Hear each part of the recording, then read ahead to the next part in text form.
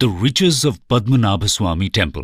आज हम बात करने वाले हैं केरला में स्थित विष्णु मंदिर पद्मनाभ स्वामी टेम्पल की, जो रिसेंटली पूरे विश्व में रिचेस्ट रिलीजियस साइट में से एक के रूप में उभर कर आया है। हम इस वीडियो में मंदिर की ग्लोरियस हिस्ट्री, आर्किटेक्चर और अनइमेजिनेबल वेल्थ के साथ साथ इस मंदिर से जुड़ी कंट्रोवर्सीज और लेगेसीज पर भी चर्चा करेंगे। तो आइए शुरू करते हैं हिस्टोरिकल बैकग्राउंड से। Historical background. वैसे तो आज का भव्य Padmanabha Swamy temple 18th century AD में ट्रैवनकोर प्रदेश के महाराजा मार्तंड वर्मा ने रेनोवेट करके बनवाया था, परंतु इस टेम्पल की हिस्ट्री बहुत पुरानी है। जहां कुछ इतिहासकार इस टेम्पल में प्लेस्ड मूर्ति का मेंशन 9th सेंचुरी एडी के तमिल वैष्णवाइट सेंट नम्बलवर के सॉन्ग्स में बताते हैं, वहीं दूसरे हिस्टोरियंस संगम एज में लिखित 2nd सेंचुरी एडी एपिक सिलापद्धिकरम से भी इसका ओरिजिन ट्रेस करते हैं। लोकल लेजेंड्स के अनुसार इस टेम्पल की स्थापना की स्टोरी सेंट विल्वामंगलम स्वामियार से जुड़ी है। वे एक महान सेंट थे जिन्हें मालाबार के ज्यादातर मंदिरों के कॉन्सिक्रेशन का श्रेय दिया जाता है। वे हर दिन सालिग्राम पत्थर की पूजा किया करते थे और महाविष्णु भगवान के विराट रूप दर्शन के लिए आंख बंद करके मेडिटेशन करते थे। पर हर दिन मेडिटेशन के दौरान एक बच्चा उन्हें तंग करता था। एक दिन गुस्से में आकर उन्होंने उस बच्चे को पकड़ लिया, लेकिन आंख खोलने से पहले ही उस बच्चे ने उन्हें बताया कि वो महाविष्णु हैं और यदि उन्हें उनका विराट रूप देखना है तो अनंत काड़ू जंगल की ओर आ जाएं। उन्होंने इससे पहले इस जंगल का नाम कभी नहीं सुना था, इसीलिए वे उस बच्चे की ज्वेलरी की आवाज की दिशा में जाने लगते हैं। रास्ते में उन्हें एक रोता हुआ शिशु दिखाई देता है, जिसकी मां उसे चुप कराने के लिए अनंत काड़ू जंगल में छोड़ आने की धमकी दे रही होती है। स्वामियार ऋषि उस महिला से अनंत काड़ू का पता पूछ लेते हैं और बहुत मेहनत करने के बाद वे एक महुआ के पेड़ के पास पहुंच जाते हैं। वहां पहुंचकर उनके आश्चर्य का ठिकाना नहीं रहता। उनके सामने वो महुआ का पेड़ अचानक से जमीन पर गिर जाता है और उन्हें भगवान विष्णु नागों के राजा आदिशेष नाग या अनंत नाग पर लेटे हुए दिखाई देते हैं। ये रूप इतना विशाल होता है कि इसका एक छोर तिरुवल्लम तो दूसरा छोर तिरुअप्पपूर तक पहुंच जाता है। स्वामियार ऋषि इस विराट रूप के दर्शन के बाद भगवान महाविष्णु से छोटे होने की प्रार्थना करते हैं ताकि वे उनकी पूजा और प्रदक्षिणा कर सकें। फाइनली भगवान उनकी सुन लेते हैं। जब इस दर्शन की खबर उस समय के ट्रैवनकोर महाराजा तक पहुंचती है तो वे वहां पर एक मंदिर बनाने का आदेश दे देते हैं और ऐसा माना जाता है कि आज के पद्मनाभ स्वामी भगवान की मूर्ति का अंदरूनी हिस्सा उसी गिरने वाले महुआ के पेड़ से बनाया गया था। आगे चलकर महाराजा मार्तंड वर्मा इसी मंदिर को रेनोवेट करवाते हैं। हिस्टोरिकल बैकग्राउंड के बाद आइए अब हम इस मंदिर की जियोग्राफिकल लोकेशन देख लेते हैं। Geographical location. Padmanabha Swamy temple God's own country यानी केरला की राजधानी तिरुवनंतपुरम में स्थित है। ये मंदिर वहां की कमर्शियल हब ईस्ट फोर्ट के सेंटर में सिचुएटेड है। यहां से अरेबियन सी भी बहुत पास है, जहां हर साल 2 बार लॉर्ड पद्मनाभ स्वामी की प्रतिमा को रिचुअल बाथ कराया जाता है। सीनिक लोकेशन होने के साथ साथ इस टेम्पल का आर्किटेक्चर भी बहुत लुभावना है। चलिए देखते हैं। Temple architecture. Padmanabha Swamy temple उन कुछ मलयाली टेम्पल्स में से एक है जहां आपको तमिल द्रविडियन आर्किटेक्चर और लोकल चेरा यानी केरला स्टाइल आर्किटेक्चर का यूनिक सिंथेसिस देखने को मिलता है। टेम्पल के सैंक्टम सैंक्टोरम में प्लेस्ड विष्णु भगवान की मूर्ति भी बाकी जगहों से अलग है। यहां का मेन श्राइन इस तरह से बनाया गया है कि इसमें आपको लॉर्ड ब्रह्मा, लॉर्ड विष्णु और लॉर्ड शिवा तीनों की झलक मिल जाएगी। मंदिर के अंदर विष्णु भगवान आदिशेष नाग यानी अनंत नाग पर लेटे हुए इटर्नल यौगिक स्लीप में दिखाई देते हैं। उनका राइट हैंड एक शिवलिंग को टच कर रहा है, वहीं उनकी नाभि से एक कमल यानी पद्म का फूल निकल रहा है, जिस पर लॉर्ड ब्रह्मा बैठे हुए दिखाई देते हैं। इसी कारण इस श्राइन और टेम्पल का नाम पद्म नाभ स्वामी पड़ा है। आर्कियोलॉजिस्ट्स के अनुसार इस श्राइन का कोर वुड का बना हुआ है, जिस पर ढेर सारे सालिग्राम पत्थर जड़े गए हैं। लेजेंड्स के अनुसार 18th सेंचुरी एडी में हुए रिकॉन्सिक्रेशन के समय महाराजा मार्तंड वर्मा ने नेपाल की गंडकी नदी से 12,008 सालिग्राम पत्थर मंगवाए थे। इस मंदिर को और भी आकर्षक इसके 3 दरवाजे बना देते हैं। पहले दरवाजे से शेषनाग, लॉर्ड विष्णु और शिवलिंग दिखाई देते हैं। दूसरे दरवाजे से लोटस फ्लावर पर बैठे लॉर्ड ब्रह्मा दिखाई देते हैं और तीसरे से लॉर्ड विष्णु के चरण दिखाई देते हैं। इसके अलावा मंदिर की एंट्रेंस पर बना एक विशाल गोल्डन गोपुरम इस मंदिर की बाहरी सुंदरता में 4 चांद लगा देता है।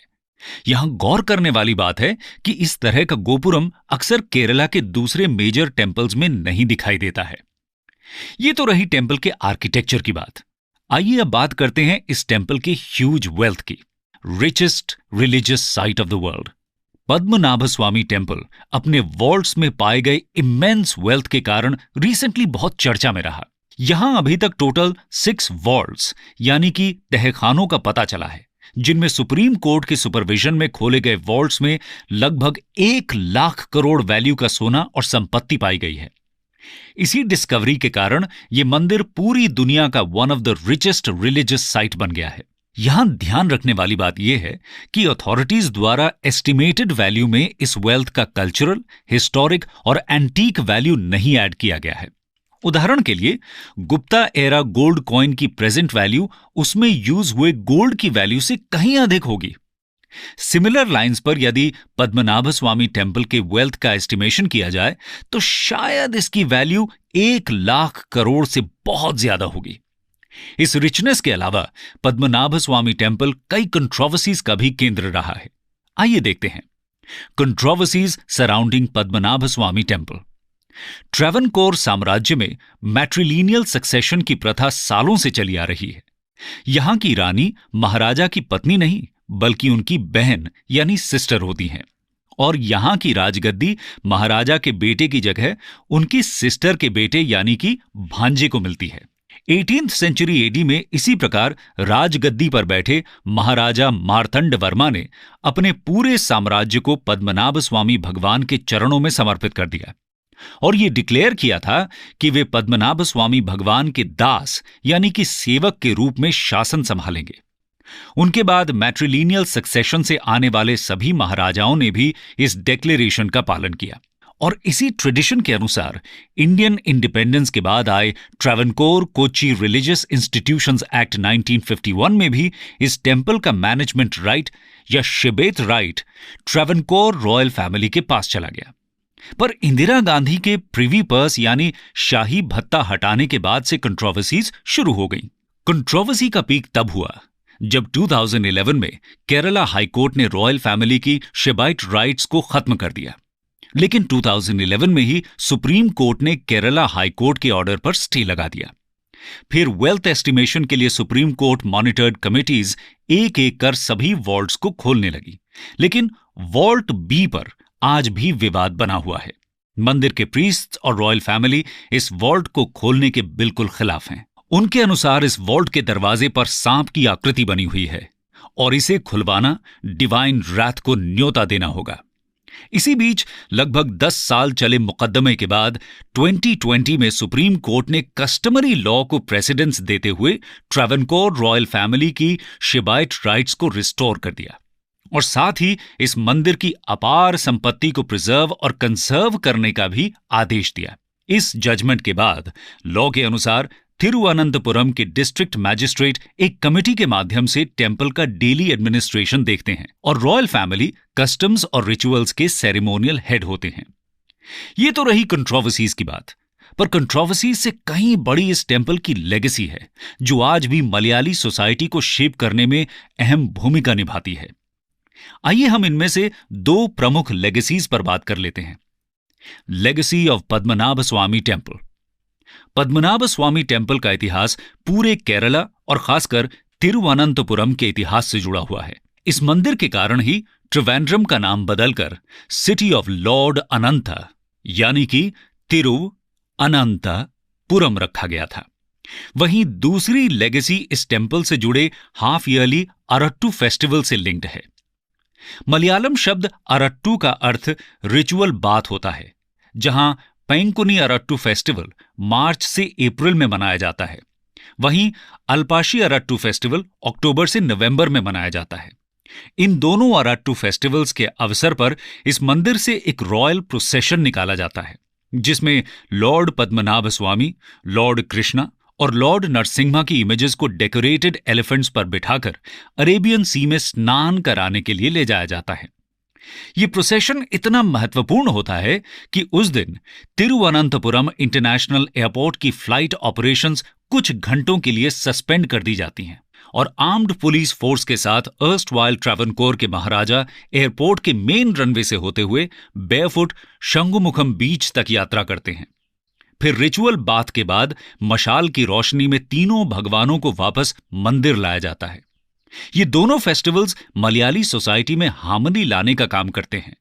वहीं पद्मनाभ स्वामी टेम्पल केरला ही नहीं बल्कि पूरे भारत में वैष्णवाइट फेथ का इंपॉर्टेंट सेंटर है।